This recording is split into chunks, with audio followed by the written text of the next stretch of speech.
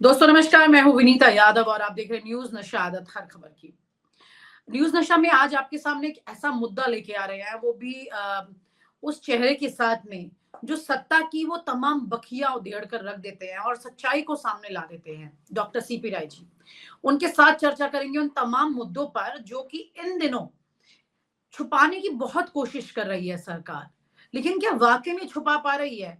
कौन सी ऐसी कमियां हैं जो कि खुलकर सामने आ रही हैं?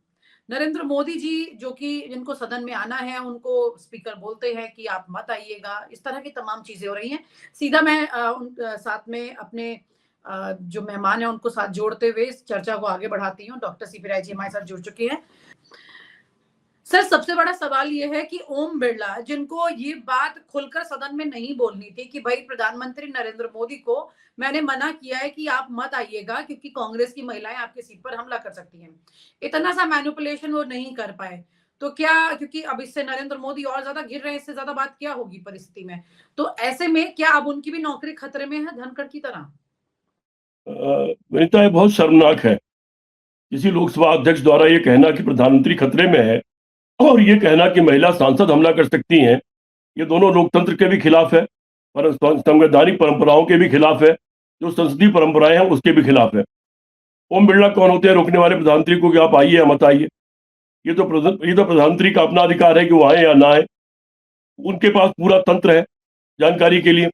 और अगर संसद ही सुरक्षित नहीं है और संसद के भीतर प्रधानमंत्री ही सुरक्षित नहीं है, तो फिर ये सरकार है किस लिए? संसद की सारी व्यवस्था किस लिए है? यहाँ पर प्रधानमंत्री भी कटघरे में खड़े होते हैं और ओम बिरला भी कटघरे में खड़े होते हैं, क्योंकि संसदीय व्यवस्था, संसद के भीतर सुरक्षा की सारी जिम्मेदारी लोकसभा अध्यक्ष की होती है। फिर लोकसभा अध्यक्ष ने वहां क्या इंतजाम कर रखा है? और दूसरी बात, इतने सालों से संसद चल रही है और सांसद आ रहे हैं तमाम चुन चुन करके। कभी कोई सत्ता में होता है, कोई विपक्ष में होता है। क्या कभी आज तक संसद के भीतर कोई हमला किसी के ऊपर किया गया है? आज तक कभी? आज तक तो ऐसा कभी नहीं हुआ। कोई मारपीट, कोई हमला, इस तरह की कार्रवाई कभी हुई नहीं। संसद में बहस होती है, लोग एक दूसरे की बातें करते हैं, विरोध करते हैं, अपनी बात कहते हैं, लेकिन कभी हमला नहीं करते। उसका बातचीत का अपना तरीका, संसद उसी तरह चलती है। ये ओम बिरला के लिए नितांत शर्मनाक है जो उन्होंने किया है ये। और इसीलिए शायद ओम बिरला के खिलाफ अविश्वास प्रस्ताव लाने की बात हो रही है। अगर उनके खिलाफ अविश्वास प्रस्ताव आता है, ओम बिरला की धज्जियां उड़ जाएंगी। और ये कह करके जो उन्होंने प्रधानमंत्री के बारे में कहा है, प्रधानमंत्री को भी उन्होंने किसी न किसी परेशानी में डाल दिया है। अब प्रधानमंत्री को भी जवाब देते नहीं सूझ रहा है। प्रधानमंत्री ने संसद में आना बंद कर दिया है। इसके पहले भी 2004 में ऐसा हुआ था कि भारतीय जनता पार्टी के सांसदों ने प्रधानमंत्री के पास जाकर के उनके आसन को घेर लिया था और उनका विरोध कर रहे थे, लेकिन तब प्रधानमंत्री ने बोलना तो बंद नहीं किया था। मनमोहन सिंह लगातार बोलते रहे, अपना पूरा भाषण उन्होंने पूरा किया था। तो अब ऐसे क्या हालात आ गए हैं कि प्रधानमंत्री डर के मारे भाग रहे हैं। उस दिन के बारे में कहा यह जाता है कि उस दिन जो महिला सांसद विरोध कर रही थी, वो इंदिरा गांधी तो शहीद रही हैं, इस देश के लिए शहीद हुई हैं, जिन्होंने इस देश के लिए बहुत बड़ा इतिहास रचा है। बिल्कुल सही बात है सर, क्योंकि यहाँ पर एक बड़ी तस्वीर ये है कि जो जिक्र ये किया जा रहा है कि उस दिन सदन में प्रधानमंत्री नरेंद्र मोदी की कुर्सी पर कांग्रेस की महिलाएं हमला कर सकती हैं या कोई भी महिलाएं। बड़ी बात यह है कि क्या विपक्ष अपनी उस रणनीति को बहुत ज्यादा पार पाके और इस स्तर पर जाकर के टक्कर देने की सोच रहा है, या फिर नरेंद्र मोदी जो है वो पहले ही इस बात से डर गए हैं इस परिस्थिति? ये एक सीधा सवाल यहाँ पर बनता है, क्योंकि सबसे बड़ी बात यहाँ पर यही आती है कि अगर हम उस वक्त ये परिस्थिति को देखते हैं, जैसा कि सदन में ओम बिरला कह रहे हैं, एक बार उनकी बात को सुनिए। यहाँ ओम बिरला की बात लगा देना, फिर उसके बाद में सर पे वापस आ जाएंगे।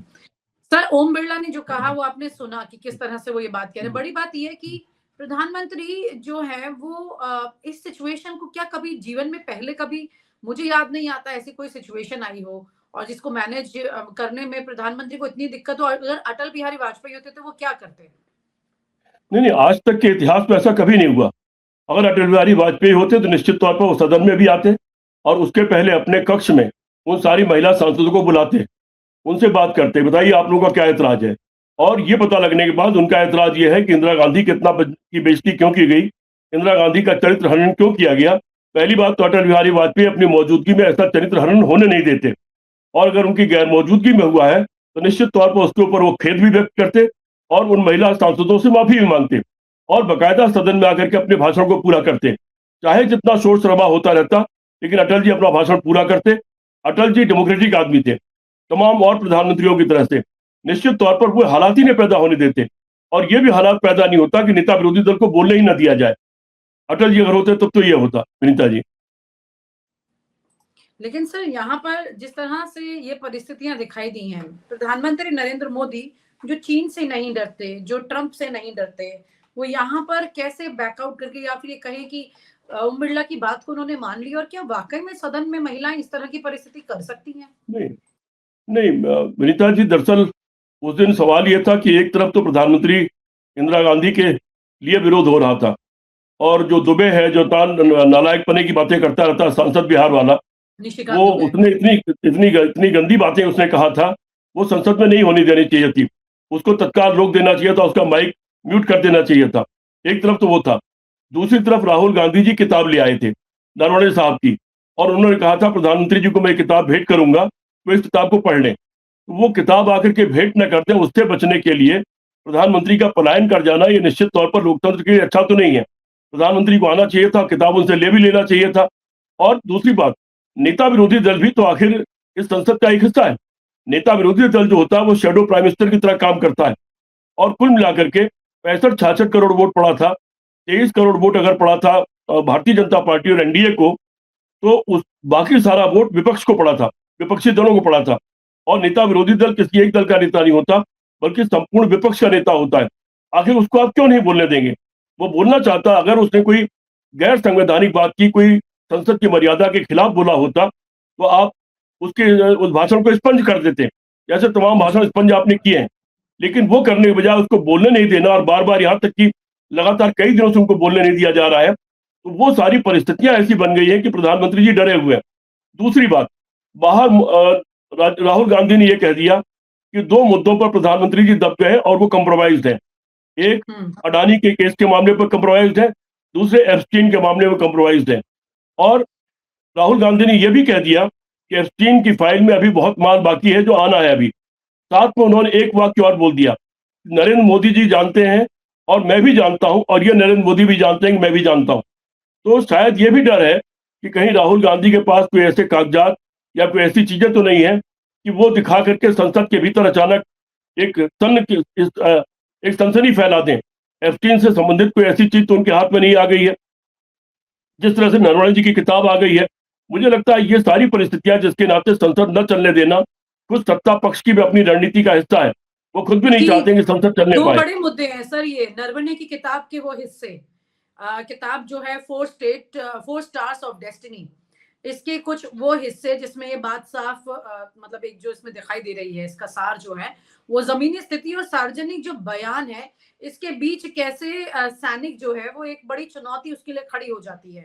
मतलब आप वहां पर जमीन पर क्या हो रहा है और यहाँ पर सरकार जो बोल रही है उसकी वजह से सैनिक किस चुनौती जाता है। एक तो ये, और एप्स्टीन फाइल, ये दोनों ही क्या मतलब इस वक्त नरेंद्र मोदी के लिए एक बड़ी फांस बन गए हैं, जिसको पार पाने के लिए उनके पास कोई जवाब नहीं बन रहा है, और ओम बिरला भी मैनेज नहीं कर पा रहे मैनिपुलेशन। मतलब स्ट्रेट आके उन्होंने एक और बवाल कर। विनीता, दोनों मुद्दों पर बात करूंगा मैं। पहली बात तो देखिए, चीन ने जो किया है वो खाली विपक्ष ने नहीं उठाया है, वो भारतीय जनता पार्टी के सांसद, जिनका संभवतः नाम ताओ या गाओ कुछ था, जो अरुणाचल प्रदेश के रहने वाले हैं, उन्होंने इसी लोकसभा में खड़े होकर के एक भाषण दिया था, जिसमें उन्होंने कहा था कि आप लोग यहाँ हिंदू मुसलमान कर रहे हैं, उधर चीन 16 किलोमीटर अंदर आके घुस के बैठ गया है और अपनी बिल्डिंग और सड़क बना रहा है। ये बीजेपी के सांसद ने कहा था। इसके अलावा जो हमारे लद्दाख के साथी, जिनको पद्मश्री मिली हुई है, जिनके ऊपर फिल्म बनी हुई थी, उनको जेल में बंद कर दिया। उन्होंने अपने इलाके के बारे में पूरा बताया था कि 4-5 हजार वर्ग मील जमीन चीन ने कब्जा कर दिया है। और उसके बाद भी अभी कई लोगों के इंटरव्यू देखने को मिल रहे हैं जो उस इलाके में रहते हैं, चरवाहों का काम करते हैं। वो लोग बता रहे हैं कि 7 किलोमीटर 8 किलोमीटर अंदर तक चीन आके घुस के बैठ गया है। तो वो तो क्लियर हो गया कि चीन अंदर घुस के बैठ गया है, और वो सारे इलाके में अपनी बिल्डिंगें बना रहा है, अपनी फोर्सेस बना रहा है, वहाँ कमिश्नरी का नाम रख रहा है। ये सारी चीजें सेटेलाइट के थ्रू उनके पिक्चर्स आ गई हैं और दुनिया सारी देख रही है। दुर्भाग्य से इस पर चर्चा नहीं हो पा रही। इस पर संसद भी चर्चा होनी चाहिए और सड़क पर भी चर्चा होनी चाहिए। जहां तक एप्स्टीन फाइल का सवाल है, वो आप देख रहे हैं कि एक बहुत दर्दनाक, बहुत खतरनाक और बहुत शर्मनाक इशू है।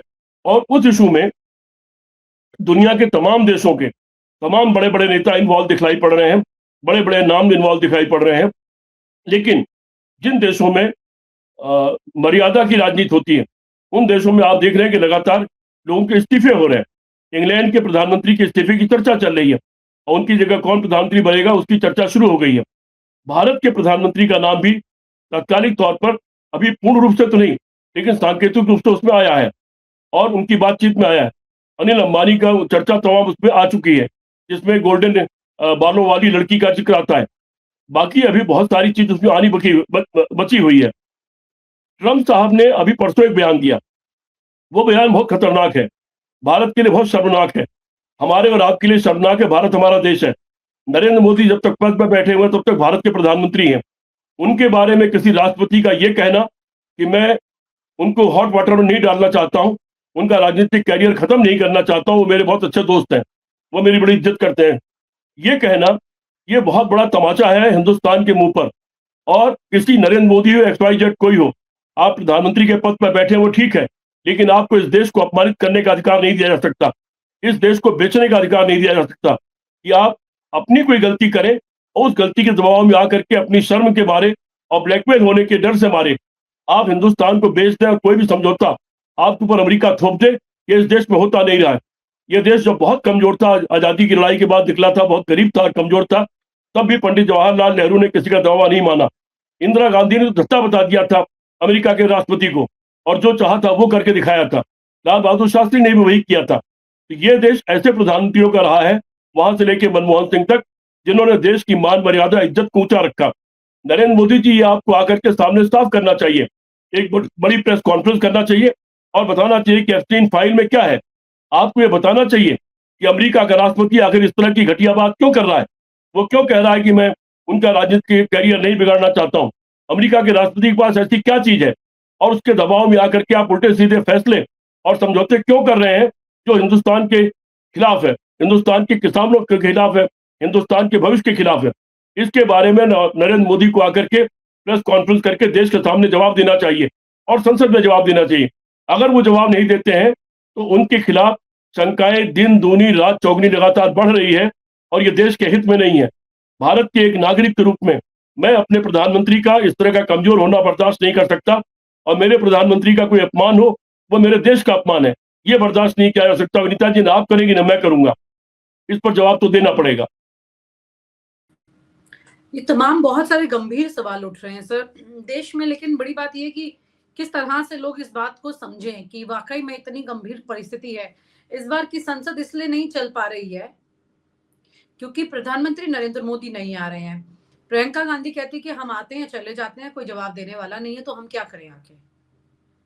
ऐसी परिस्थितियां यहाँ पर हो रही हैं। बिल्कुल प्रियंका जी, बिल्कुल अनिता जी, प्रियंका जी ने ठीक कहा है। और आप देख रहे हैं कि रोजाना राहुल गांधी सदन में जाते हैं, बैठते हैं, और नेता जाते हैं, अखिलेश यादव जाते हैं, सारे लोग जाते हैं, बैठते हैं, और सभी लोग ये चाह रहे हैं, पूरा विपक्ष ये चाह रहा है कि राहुल गांधी को अपनी बात कहने दिया जाए, लेकिन राहुल गांधी को अपनी बात नहीं कहने दी जा रही और सदन स्थगित कर दिया जाता है।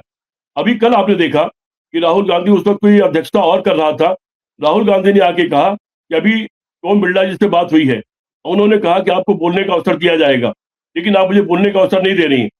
उस अध्यक्षा ने सत्ता पक्ष की तरफ देखा, सत्ता पक्ष ने हंगामा कर दिया और फिर सदन स्थगित कर दिया गया। ये तमाशा क्यों हो रहा है? आखिर राहुल गांधी मान लीजिए कुछ बातें बोल ही देंगे, नरवणे जी की किताब अब तो वो पब्लिक डोमेन में आ गई है, आप संसद में ना बोले थे, संसद में बोलने से क्या होता है कि वो एक आधिकारिक दस्तावेज हो जाता है, वो इतिहास बन जाता है देश का। अब तो आप वहां ना सवाल ये बोल भी उठने लगे हैं कि पब्लिकेशन ने पब्लिश नहीं किया था जब तक पब्लिक डोमेन में नहीं थी, बाहर नहीं, कैसे आ गई किताबें। किताब तो इस बिक बात रही को है। लेके भी बवाल हो रहा है सर। किताब अगर आज आपने किताब लिखी है, आप जानते पब्लिशर किस तरह से, अगर आज किताब नहीं आई है तो कल आ जाएगी पब्लिक डोमेन में, पहले आ नहीं गई, नहीं, इससे क्या फर्क पड़ता किताब तो पब्लिक डोमेन में है, तभी राहुल गांधी के हाथ में है। किताब कहीं ना कहीं से तो आई है, लोगों के पास पहुंच गई है, है? अब छपी तमाम तो लोग है जान ना, गए हैं। बड़ी बात और ये कि छपी है ना। नहीं छपी है और संसद में आप ना बोलने दें, उस किताब पे आप रोक लगा दें, कब तक रोक लगाएंगे? संसद में ना बोल करके आप उस चीज को और गहरा कर रहे हैं, आम जनता के बीच में धारणा और ज्यादा बुरी होती जा रही प्रधानमंत्री को लेकर के, उनकी सरकार को लेकर के। और संसद में बोलने देने पर हो सकता है कि वो कोई बात कही जाती विपक्ष से, आप उसकी सफाई देते, चीजें साफ हो जाती या एक सीमित दायरे में रहती। लेकिन आप न बोलने देने के बाद एक सस्पेंस क्रिएट कर रहे हैं, और उसका परिणाम यह है कि आम जनता में, हम लोग आम जनता में रहते हैं, आम जनता तमाम तरह की बातें करने लगी, एप्स्टीन फाइल को लेकर के भी और इस किताब को लेकर के भी, नरेंद्र मोदी के कर्मों को भी लेकर के, सरकार के कर्मों को लेकर तमाम तरह की बातें करने लगी, और वो बातें देश में बड़े पैमाने पर फैलने लगी। देश में ऐसा अविश्वास और अनिश्चितता ये देश के हित में नहीं है। ये सदन को चलने देना चाहिए, राहुल गांधी को बोलने देना चाहिए, और जो जो नेता बोलना चाहे उनको बोलने देना चाहिए। फिर सरकार का अधिकार है, सरकार जवाब दे, सरकार अपना पक्ष रखे उन सारी चीजों के बारे में, एप्स्टीन के बारे में भी और इसके बारे में भी। लेकिन सदन न चलने देना ये कोई इलाज नहीं है। जी विनीता। बहुत गंभीर ये परिस्थितियां चल रही हैं, जो देख करके चिंता भी हो रही है कि कैसे विपक्ष और सत्ता जो है एक दूसरे के सामने बिल्कुल इक्वल फोर्स से टकरा रहे हैं। हालांकि विपक्ष तो बहुत तेज टकरा रहे हैं, लेकिन सत्ता का जवाब उतनी फोर्स से नहीं आ रहा है क्योंकि वो मौजूद नहीं है। और आप हमसे जुड़े रहने के लिए सब्सक्राइब करें YouTube पर, फॉलो करें Twitter पर और लाइक करें Facebook पर। और ज्यादा जानकारी के लिए आपको टाइप करना होगा सिर्फ न्यूज़ नशा।